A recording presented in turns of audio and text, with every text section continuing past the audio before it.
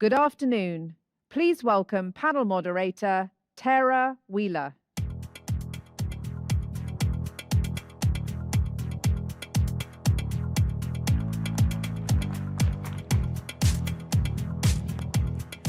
Good afternoon. My name is Tara Wheeler, and I am the CEO of Red Queen Dynamics and the Senior Fellow for Global Cyber Policy at the Council on Foreign Relations.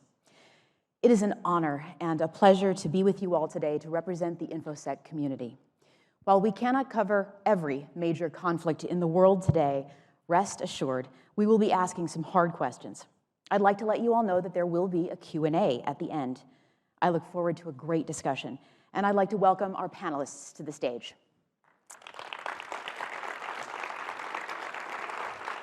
Please.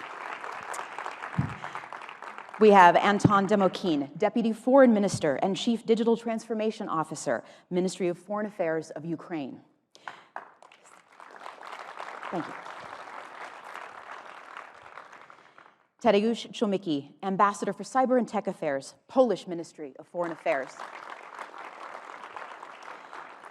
Dr. Regina Greenberger, Cyber Ambassador, Federal Foreign Office of Germany.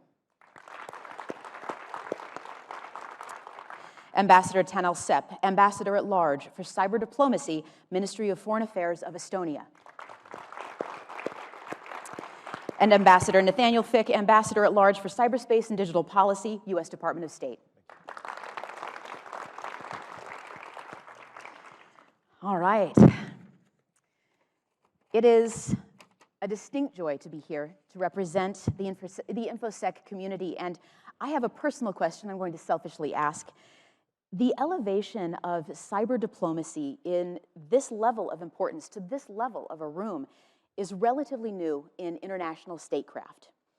How many of you expected to find yourselves representing your countries in cyberspace? Any thoughts? Shall I perhaps? What's the oddest story getting here to this stage? Yeah, I could perhaps start. Please, because, Ambassador I'm often Greenberg. asked if I am actually the first German cyber ambassador, but I'm not.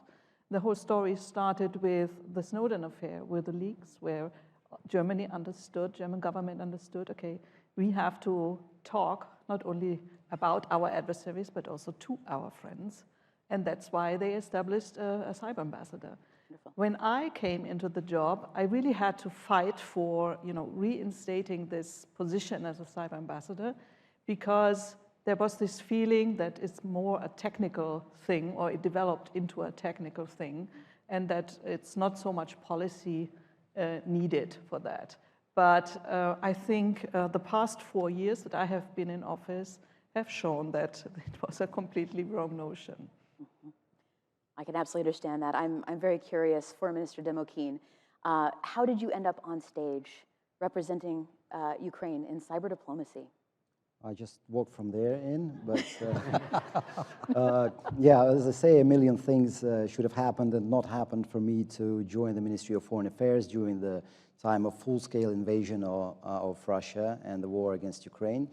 I've got a tech background. I've been working in the industry, implementing complex IT infrastructure solutions, and now I'm learning diplomacy at a pace which I couldn't definitely imagine, but considering the way things happen now, there are not many things that can surprise us in this world, so I believe the trend of us appearing in front of the audiences of professionals in cybersecurity, in diplomacy, international relations, other private sector representatives this trend is growing, and it looks like we'll be seeing each other quite often from now on. Thank you.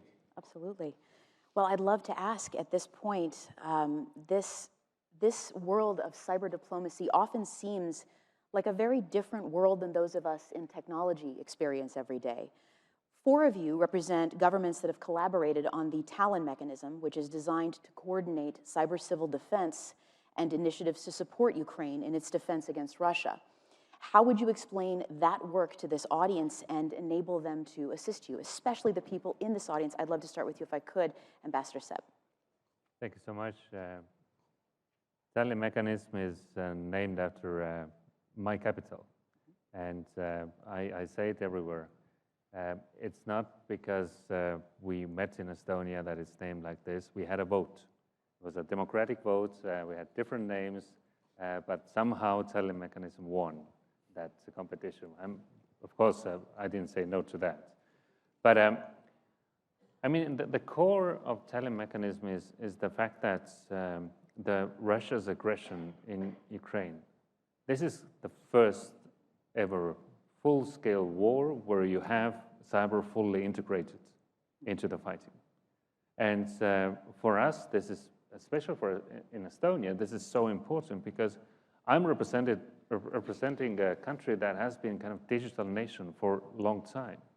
And the resilience of digital lifestyle that Ukrainians are living day by day is something that we need to safeguard.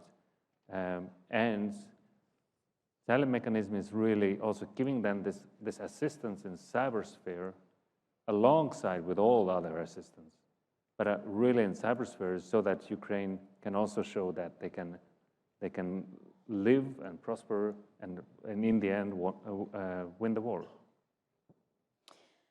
I think we know that Estonia has had an outsized impact in international cyber policy and has done a lot of innovation since the Russian cyber attack in 2007 to become a leader in regulation, creation, and dissemination. In fact, the NATO CCDOE, the Cooperative Cyber Defense Center of Excellence, is located in Estonia. What lessons can countries not represented in this room or on this stage learn from Estonia's approach, very early approach, to cyber diplomacy and digital citizenship?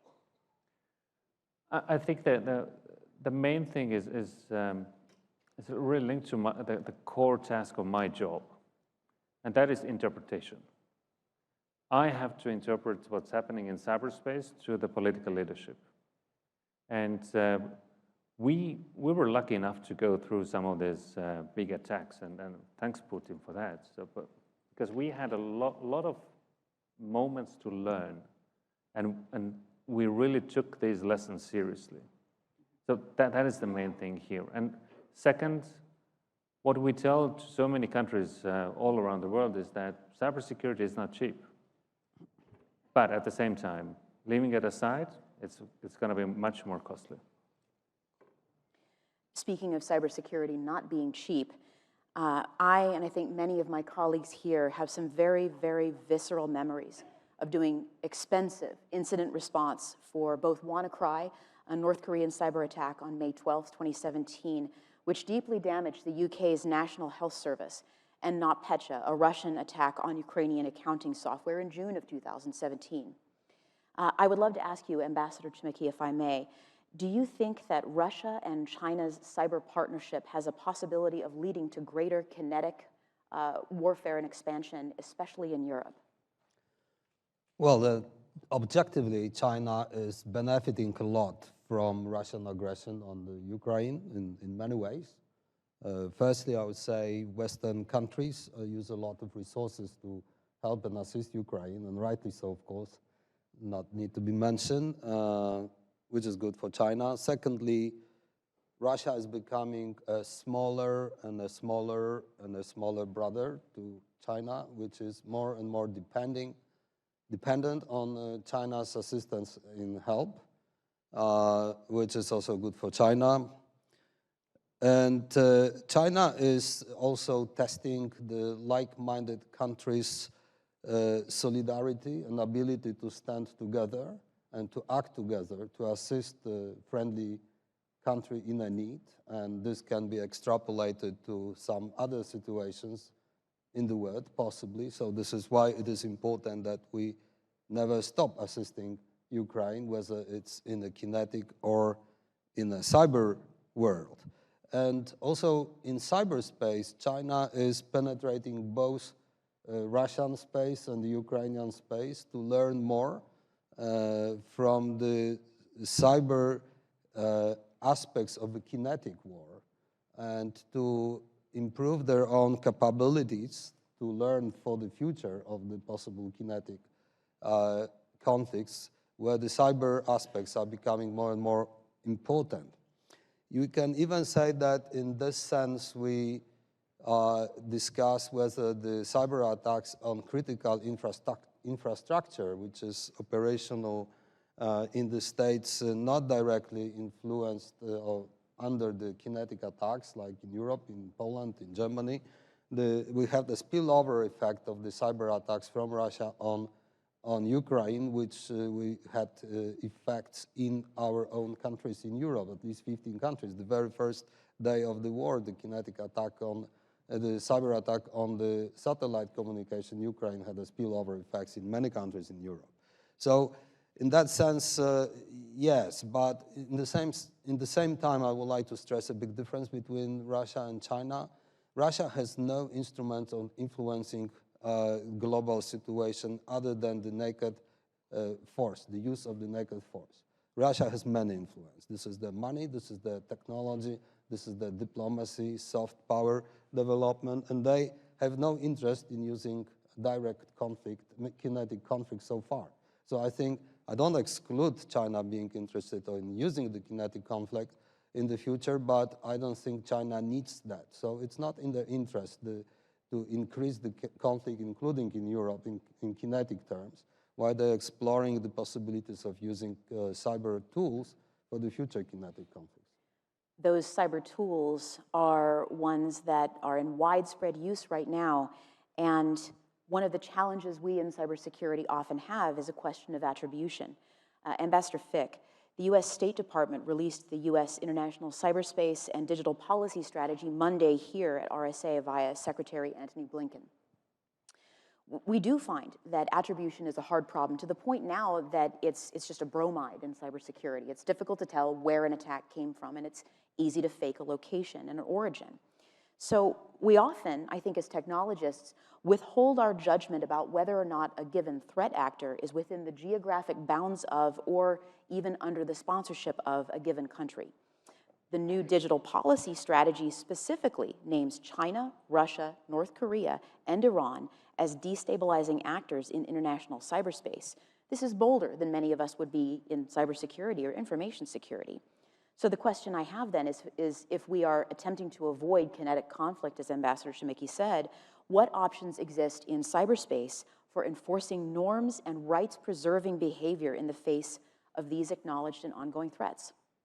I think it's important that we start with the framework for responsible state behavior in cyberspace, to which every country on this stage, certainly, but every country in the world has agreed to at the United Nations. And it's important that we continue to reemphasize how important those norms are. So you mentioned Volt Typhoon. The public attribution of Volt Typhoon is part, I think, of a broader trend of intelligence diplomacy and using this kind of information in order to make the point publicly and repeatedly about enforcing these norms. So when we think about these public attributions, Tara, it's important that they rest on twin pillars. First, empirical, forensically verifiable, analytical, technical attribution.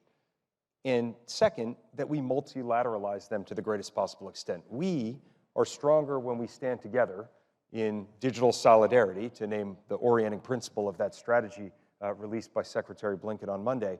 We're stronger when we stand together than when any one of us stands alone.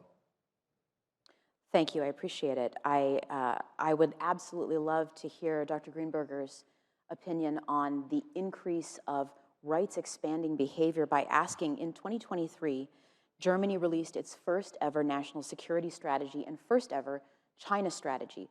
We've been pairing Russia and China in this conversation in terms of their actions in cyberspace, at least to some extent at their own behest. How will the German government balance the need to confront China's use of economic, cyber, and other tools to expand its vision of, frankly, authoritarian technological governance with the German government's stated aims of maintaining engagement and cooperation with China in some areas? Thank you for that question, Tara. And before you corner me on China, let me perhaps explain how our strategic thinking in Germany changed. And this materialized in these two strategies that you mentioned and in a bunch of other strategies, because this term of this administration, of this government, was really an era of strategies. So it started quite a while ago when we moved from a purely technical threat assessment in cyberspace to something, where we recognized, okay, this has also an economic impact, and then also it has a political impact, and we are really talking about hybrid attacks on our democracies. And both actors that you mentioned, Russia and China, are very active in this field in different ways, but with similar outcomes. So we need to prepare and present our political leadership with a more, political threat assessment, and the strategies, the two that you mentioned, give us the necessary toolbox to do this. So on China, what started, I think about 5 years ago, with a mapping of all the touch points between Germany and China, that all the governments and government ministries and also authorities came up with, resulted in a more holistic view on the Chinese posture vis-à-vis Germany and Europe. And the China strategy is the reaction to it. It still speaks about China also as a partner, but also as a competitor and a strategic rival. And it defines 3 levels of action. One is the bilateral, and that is the one you were mentioning. Car manufacturing is something that Germany is famous for, and we sell our cars to China, and that is often understood as, overstretching perhaps the willingness of others or the readiness of others to deal with China. But it is now, with this strategy, it is now contextualized with also other issues that we have, human rights, climate change, and so on. It is embedded in the European China strategy, and it is also amplified in the international cooperation with partners in a similar way like the US does. And I understood that the US is also thinking about setting up a communication channel to talk about AI, for example. Thank you so much for that. It's difficult to balance the need for civil partnerships with military conflict. It's a tough question. I'd love to address Foreign Minister Demokhin. May I ask you, normally it's impossible to see an increase in both civilian and military economic capacity. It's a difficult and interesting question. In the United States, it was commonly known as the guns versus butter trade-off in World War II. Many of the people in this room learned about the strange economic miracle that happened in the United States when both civilian and consumer capacity and military capacity increased at the same time. So this was emerging from the global Great Depression. And the question I have for you is, it seems, and we've had some discussion about this, that this same paradox might be occurring in Ukraine today. Can you describe the economic impacts of Ukraine's capacity to field test consumer and military cyber innovations at the same time? And do you think an increase in the capacity of both is happening right now? Thank you. That's an interesting and quite a multidimensional answer, I would say, to this question. But just to give you a bit of a kind of super context, a bit of a wider kind of view on the things, that Ukraine has entered the cyber war in 2014, and of course the annexation of Crimea and attack and war of Russia against Ukraine started in 2014. The cyber attacks have been growing constantly and becoming more complicated, more sophisticated since 2014, with us seeing certain kind of milestones in that process, and attacks focusing on different sectors of economy and government infrastructure. So we've been in this for quite a long time already, and of course we didn't have a choice but to work on our cyber resilience and the resilience of our digital ecosystem, apart from working on the military defense side. And in many ways I can be here and talk to you today because our military is making great efforts to withstand the war and aggression.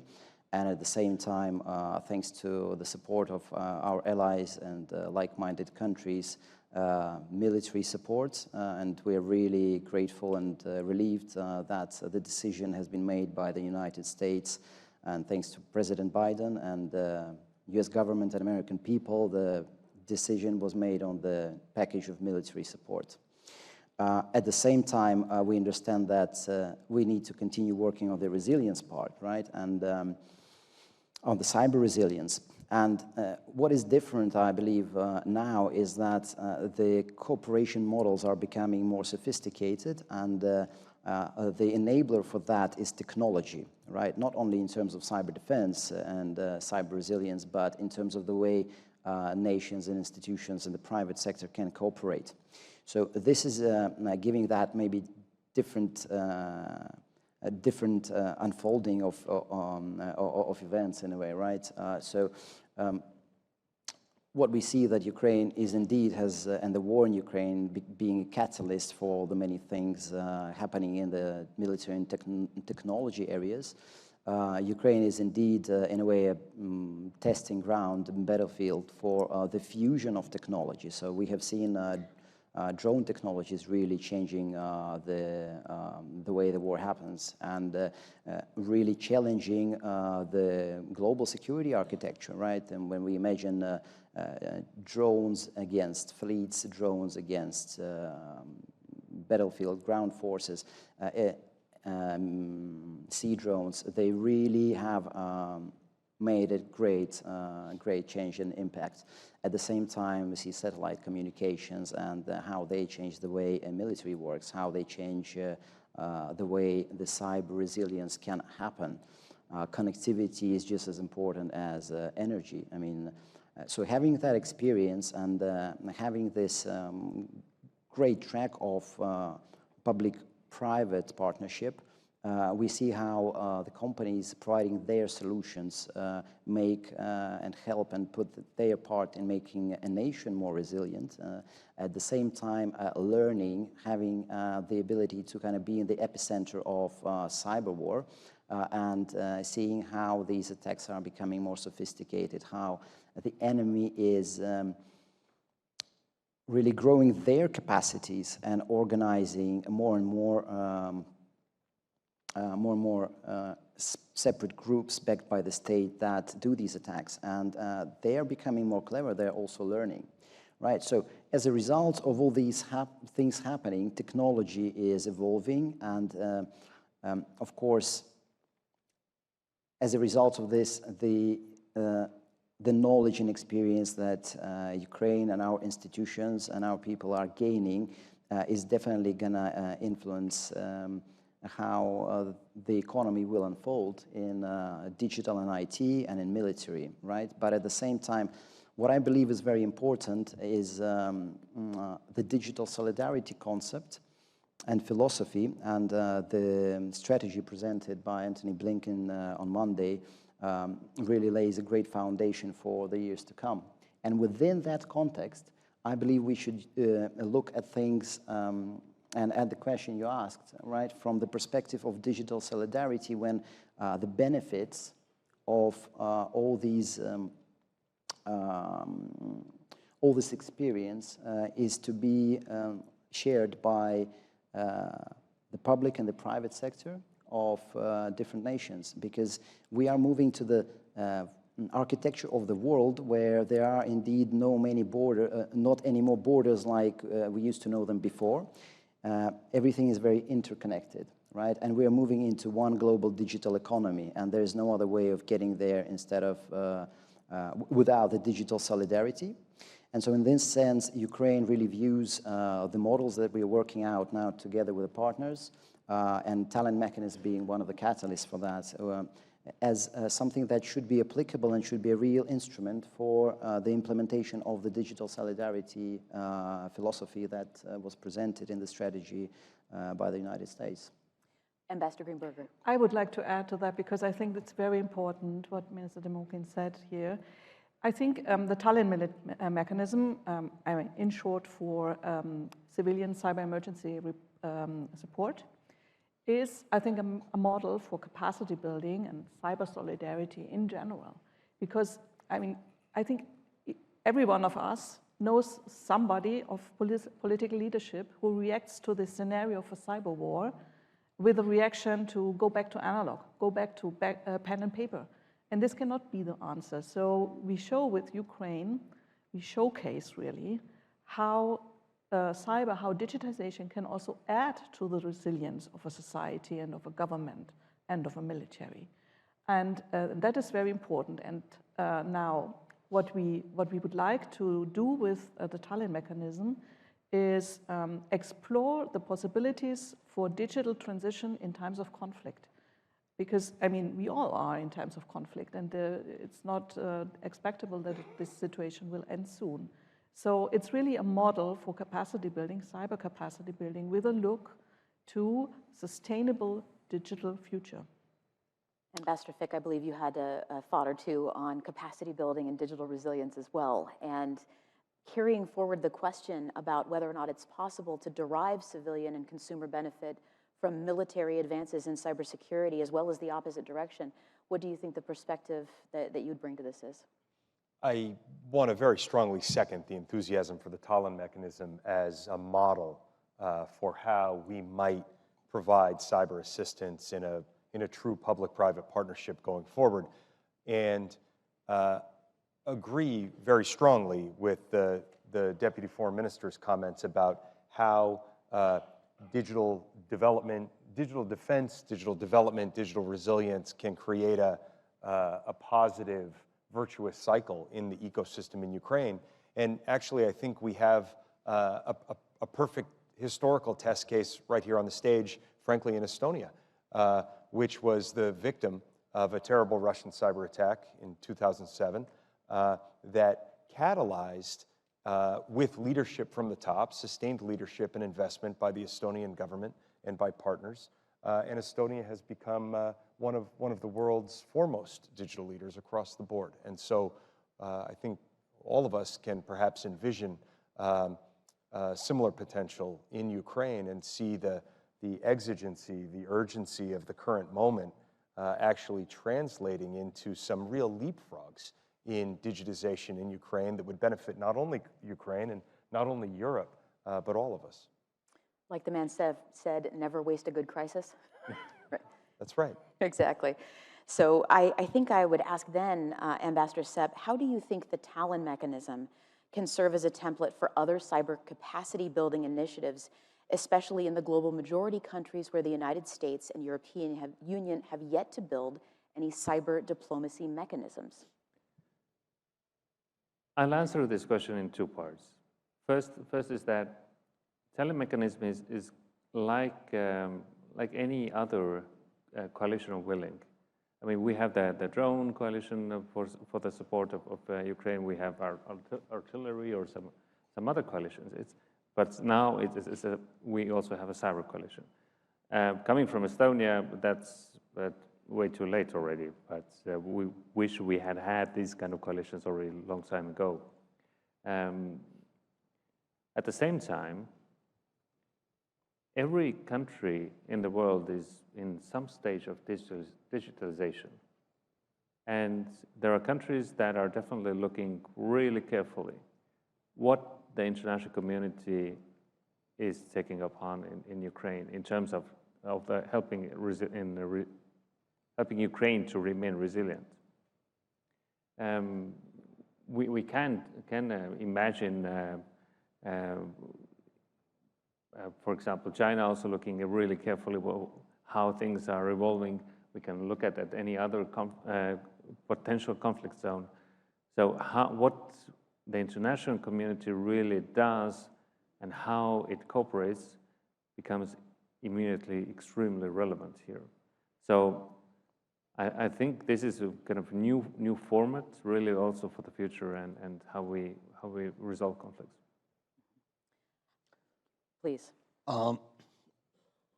There is also another dimension of joint efforts in enhancing capacity building to the other countries, because Tallinn mechanism is pretty obvious, as all of us we said. And Poland assumed the role of the major coordination body for the Tallinn mechanism, the so-called back office, because we think it's very important that we work together. And it's also a learning process, not so easy, because we have different legal systems in countries which are the donors and assist Ukraine. We have different legal systems, so some projects are easier for one of the countries, while more difficult for the other countries for internal regulations, for example. But this is a learning process. And as we all said, myself, other countries are looking at this as are we able to work together to stand to support those in need when the problem's coming. But even when the problems are not coming, this is what I want to also bring into attention, the capacity building is maybe a very important tool on the global level for the countries which are not in the conflict. And I mean the UN context here, right? In the UN, we have a quiet fight, not kinetic fight, when Russia is trying to impose solutions which would end up with the world divided between free world and non-free world, when they want to have solidified in the legal universal convention solutions that they can do what they want within their own space, and then we cannot support the freedoms and liberties and access to information within their own realm if they build one, right? So I actually have talked about it with Ambassador Fick when we had the bilaterals in Warsaw, that UN is an equally important front in a way, longer perspective, not so popular in the media, of course, etc., but we are fighting for the future. And the capacity building is an important tool because we have middle ground countries. This is how we call them. These are not in the conflict. These countries are not either with the West or East, with Russia, with China, against Russia. They are just majority of the countries. And they are the subject of the fight for the hearts, for the support, and for the votes when it comes to voting in the General Assembly of the United Nations eventually. So in our view, one of the tools to have them on our side, like-minded side, is to offer them capacity building to enhance the security and capacity in cyberspace. They are very often exposed to cyber attacks from criminals, so sometimes the territories are used for the government-sponsored attacks on us they don't even know about. And for that reason, if we help them to enhance their capacities, we are enhancing our own security and safety, right? And instead of talking about what Russia is doing, different words of high-level theoretical importance, we say, no, okay, we can talk about it, this is what the UN is also for, but we want to help you to build your own safety and capacity, so you are safer and we're all safer. So this is the way to win the hearts and votes in the UN as well. I love the idea of winning hearts and minds by making the world a better place instead of a worse one. And I don't think I could have asked for a better lead to the next question that I have here. Folks, my day job is convincing the CEOs of 30-person trucking companies in Iowa to patch, okay? And as a member of the information security community, it's an honor and a terrifying privilege to be on this stage. But I also think it's at least in part my job as somebody who sits with hands on keyboards every day to ask you all a couple of hard questions about the UN, about Russia. And I have to say, there's people in this very room, I will guarantee it right now, who are engaged in active incident response against some form of Russian state-sponsored actor in their own organizations. I don't need to do anything other than see the nodding, quiet heads out there in the darkness to know that I am telling the truth on this one. So I have got to ask this question. I had my carefully curated expositional questions to make sure that we got a chance to cover everything. Now I want to ask a direct question. Why? Why would we engage in negotiations in the UN Cybercrime Treaty with Russia, attempting in good faith to have a conversation about addressing global cybercrime when the people in this audience are actively engaged in that kind of incident response against actors that are sponsored by this very state? So why would we as a technology community believe that a cybercrime treaty that includes Russia with veto power over any clauses or even frankly its existence and passage is going to achieve meaningful goals involving and improving on cybercrime? And I would love to ask everyone here, please, if you have any thoughts on it and wants to tackle it. I'm happy to lead off, Tara. And I'm going from San Francisco to New York for meetings at the UN. I think I'm not alone on this stage in that regard. And I would say, look, we are diplomats, and the job of diplomacy is to sustain the dialogue, even when it's hard. In fact, most especially when it's hard. And one thing I know for absolute certain, because earlier in my career I was a Marine, talking is better than not talking. Maintaining communications channels is most essential exactly when it's most challenging. But we're not naive. Of course, we're not naive. And I think the five of us absolutely see eye to eye with conviction that we know what we want the outcome of those negotiations to be. There are points on which, beyond which, we are unwilling to go. But all of us as citizens, we need our diplomats engaged in talking and recognizing that diplomacy is only one tool of our national power, and that we will back up our commitments, and we will back up our norms and principles, our values, with every other aspect of our national power, with not only diplomacy, but also economic, informational, where necessary, of course, military. Please. Yeah, well, maybe I will be a little bit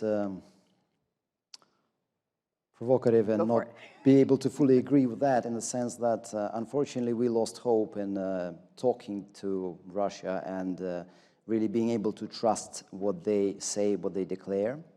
At the same time, the United Nations is indeed a place where we should all talk and discuss and find solutions to the common problems and challenges. And the world is changing a lot, so there will be so many things to discuss between us. But the problem is, I mean, when you see the way evil works through not only Russia, but some other states, and when they unite, they're also working, and they're definitely not working in our direction, and it's not on their agenda to find, you know, the common ground with us fully. And as we see in the war of Russia against Ukraine, I mean, there isn't any common sense in what is happening, and there definitely isn't any common sense in the way they do it, because, I mean, we see cities being destroyed, you know, just living areas, houses with people, which are not in any way related to the military conflict. And then when we look at the history of the messages and signals related to why this war initially started, there isn't really any common sense apart from the ambitions and the imperialistic and totalitarian kind of approach to things. So I believe that some time ago we could say that it would be great that we could agree and find the diplomatic means to resolve this, but at the moment we do not believe that this is possible in this sense. So we urge the like-minded nations to unite and definitely build further our capacities, because especially in cyberspace, unlike in kinetic, we are truly all interconnected, and we definitely see that the force that is now directed against Ukraine in cyberspace and the cyber war, it's definitely spilling out, and it's touching other countries, and it's kind of a probing and testing how strong is the infrastructure of the civilized world. Anything from critical infrastructure to government information systems to defense components to cyber commands. And while we are talking, they are doing, and whatever they are doing is definitely destructive and definitely evil. Thank you. Thank you. Ambassador Greenberger. You are asking here the diplomats, and we are definitely the last ones to stop the talking. So I would like to remind us of how these cybercrime negotiations started. It was not us who wanted these negotiations, it was Russia. But what we learned during the negotiation was that a lot of Global South countries are actually very much affected by cybercrime, and their digital transition is slowed down by cybercrime, and they want better tools to investigate, prosecute, and enforce the law. So it's not in their Russian interest that we are continuing these negotiations. It's in the interest of our Global South partners, because they have a legitimate request to increase the number of tools at their hands to combat cybercrime, and that's why we do it. Thank you. Ambassador Sepp. When I started this job, then there were so many new things for me. And one was going also to New York to open a working group, that is the global forum really for cybersecurity talks. And as it is in the UN, you cannot throw out a country. I mean, this is how it works, especially a veto power country. And the open-ended working group works on a consensus basis. So every July, we need to agree on a report, and we all need to agree. And I was really kind of in a dilemma, and I was really thinking that if I say if I go along with the consensus, how will I then tell my leaders in Tallinn, my leadership, that actually we agreed something with Russia while Russia continues to fight war against Ukraine? In the end, what we did, I mean, you cannot isolate Russia. I mean, we're trying to isolate Russia as much as possible. But at the same time, what we did in the open-ended working group was that every single time when we took floor, or every single session when we took floor, we made a statement also in support of Ukraine. And that was not just a message to Russian Federation, but also for all the other countries, these middle ground countries that Darius was mentioning before, that they also keep attention on what's happening globally. Ambassador Chimicki, any thoughts? Yeah, I mean, Ambassador Greenberger has explained why we need UN Convention on Cybercrime.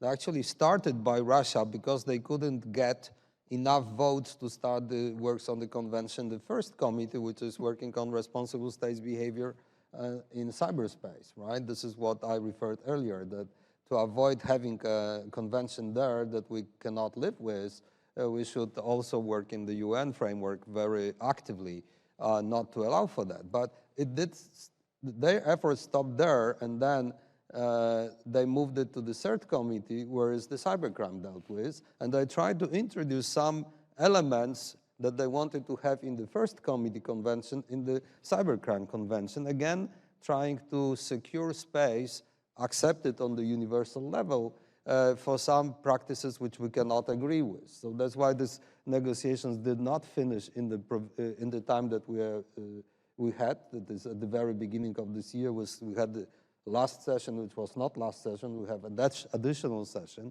and then eventually we have our red lines, and we cannot pass these red lines. So if we find a consensus within these red lines, that as Ambassador Greenberger has explained, there is a huge bunch of countries which really need it because they don't have any way to support the fighting crime on the international level. Most of us, we are members of Budapest Convention, and that gives us the necessary tools. But at majority of countries, they don't. Tara, if I have a minute, I wanted to reflect. About 30 seconds. Go for it. I want to make sure we get a chance for questions from the audience. To reflect on your first question, why Southern cyber diplomacy became important, how does it relate to the tech guys, right? And I think this is a very important question because we see the change, and my colleagues were talking about it, when the cyber diplomacy was elevated, as Secretary Blinken has clearly put it out 2 days ago, to the core part of the foreign policies in many countries. There's a reason for that, not only in the developments, but we were facing, as also my German colleague mentioned, the situation that a few years back, we were treated as completely unnecessary guys. Diplomats are those guys who go to receptions, drink champagne, and eat some little finger food, right?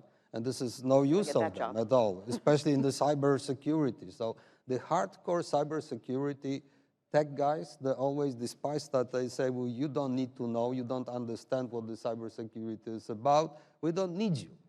Now, this is over. Why this is over? Because cybersecurity is the most cross-sectorial, cross-silos security we ever have had.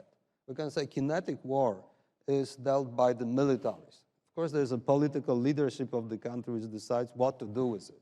And then it's in the hands of militaries. And the rest of the society is sitting back, maybe working hard in the factories to produce what necessary materials, munitions, etc., but it's not their business. No, cybersecurity is one for every part of the society, government, and nation. Cybersecurity cannot be provided for the military, by military, or for the special services, to the special intelligence community. No, it's one cybersecurity of all country.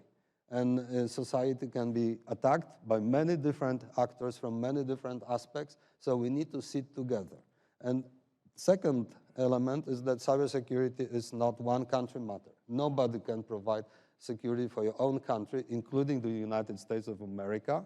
That's why the newly announced strategy puts so much effort on international cooperation. And so is the British, the Director Middleton is sitting here. The British strategy also puts so much effort on international cooperation. We have to work together. There is no physical boundaries, no borders that we can see in cyber. That's why we can be attacked from the third country servers. We need to sit together and work. And to provide for that, we need diplomats, because normally we are doing the international relations. So we're setting the scene for the tech guys to use their tools in the internationalized environment. That's why cyber diplomacy became suddenly somehow useful to the cybersecurity, I would say. Thank you. And I love the idea that this is borderless.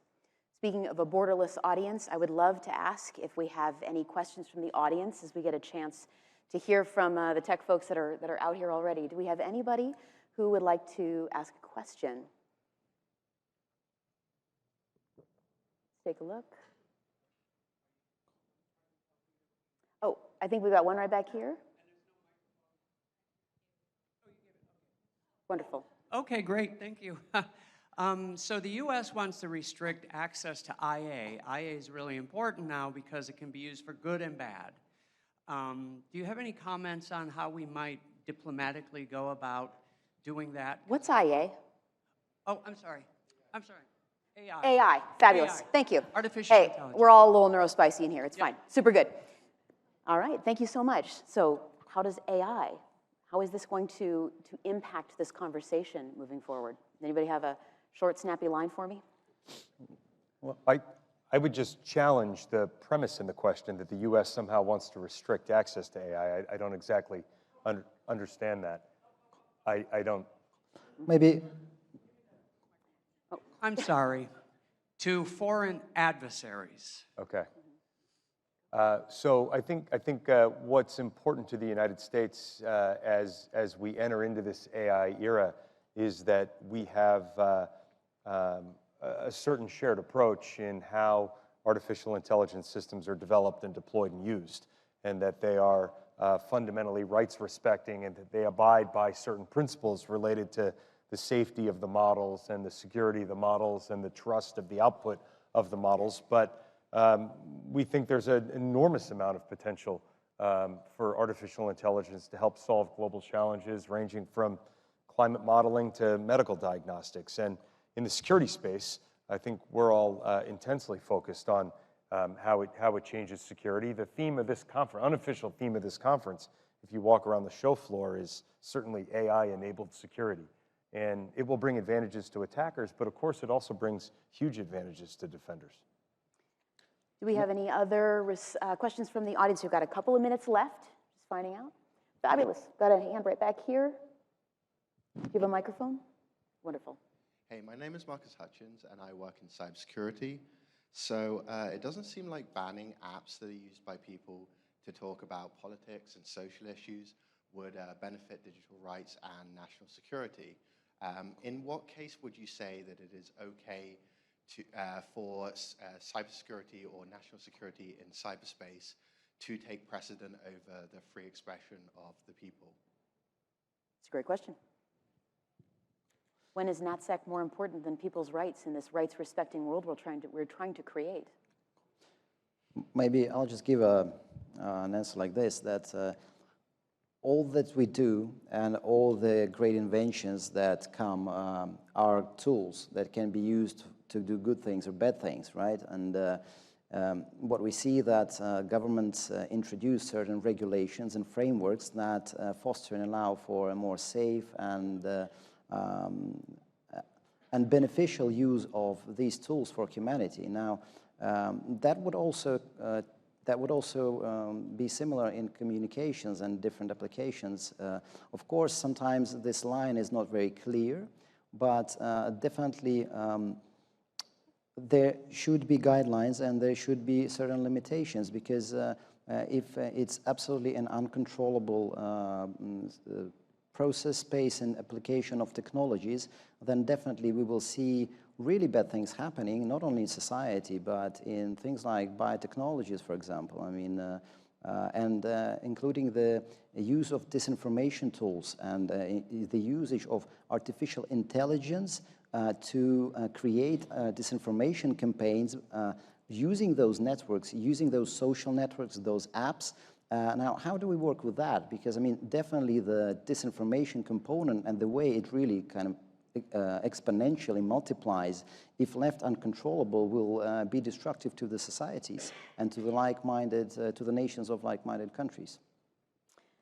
I think we could probably handle one more question if we don't. Does that work for everybody here? Let me Absolutely. just add to that. Sure. Marcus, what you said could be true in a world where states control the internet. But as long as we preserve and protect the multi-stakeholder model of internet governance, I think we have also some safeguards in place to rightly balance security and freedom issues in cyberspace. I don't know, we've got one last question. I'm so sorry, we've got one last over here. Thank you. You guys have handled some pretty important, immediate, existential questions. I have one that's a little bit more of like a societal question here. For me, it's a little disorienting to walk outside this conference and walk a few blocks and see the effects of, you know, people out on the street, a lot of homeless people here in San Francisco that may feel like they're being, you know, inevitably harmed by the increasing societal separation of wealth, and the pursuit of that wealth in technology here in San Francisco is manifest out there on the street. So my question to you all would be, how are you trying to help people in your own countries who are afraid of what's coming in the future, or angry at, you know, tech innovation leaving them behind? And somebody mentioned artificial intelligence, and I know that that is a great fear for a lot of people that may fear for their jobs in the future, and that could be part of your answer if you guys like. Open to everybody. Thank you, guys. Thank you. Oh, I'm sorry. My name is Ryan English. I'm a threat researcher in cybersecurity. Thank you very much. Bye. I can give a short example in cybersecurity, right? AI is being applied to resolve certain parts of the process of protecting information systems and networks and security. And sometimes these processes, if performed by experts, by people, by engineers, first of all, they require a really deep level of engineering knowledge. And there are not that many people, right, if we compare it to the kind of wider group of engineers with a general set of skills. Now, when we introduce AI to cybersecurity, then what we basically do, we allow for less deeply qualified technical cybersecurity engineers to do similar perform tasks of similar complexity that would otherwise be performed by really kind of deeply knowledgeable technicians. So now, from one point of view, AI replaces something that people would be doing before. From another point of view, it creates for new opportunities for another kind of group of people, right? So it's not all black and white, but definitely it's a transition that will allow people to do more great things by utilizing the power of technology.